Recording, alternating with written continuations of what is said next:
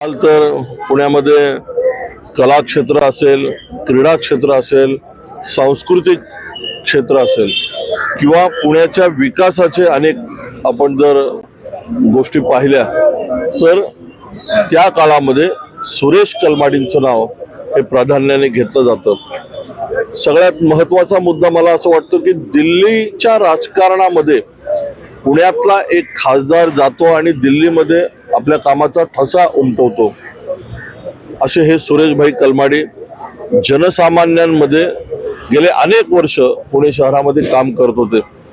आज त्यांना देवाज्ञा झाली। मी भारतीय जनता पार्टी पुणे शहराच्या वतीने त्यांच्या आत्म्यास सद्गती लाभावी अशी परमेश्वराच्या चरणी प्रार्थना करतो। त्यांच्या जाण्याने एक पोकळी मला असं वाटतं की पुण्याच्या राजकीय पटलावरती निर्माण झाली आणि आमच्यासारख्या कार्यकर्त्यांना एक राजकीय क्षेत्रातलं वलय असणारं जे नाव हे सुरेश कलमाडींचं होतं।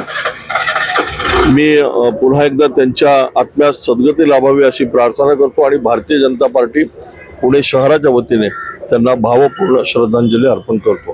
काँग्रेसचे नेते असले तरी त्यांचे इतर पक्षातील लोकांसोबत सुद्धा चांगले संबंध होते, मैत्रीपूर्ण संबंध होते। तुमची एखादी आठवण सांगता येईल? पुण्याचं राजकीय एक कल्चर आहे। मला असं वाटतं की कोण कोणत्या पक्षाचा आहे याच्यापेक्षा पुण्याची एक राजकीय संस्कृती आहे आणि या संस्कृतीमध्ये सर्वच पक्षांची मंडळी ही एकत्र काम करत असतात। तसं भारतीय जनता पार्टीमध्ये स्वर्गीय खासदार गिरीश बापटांचंही नाव घेतलं जातं।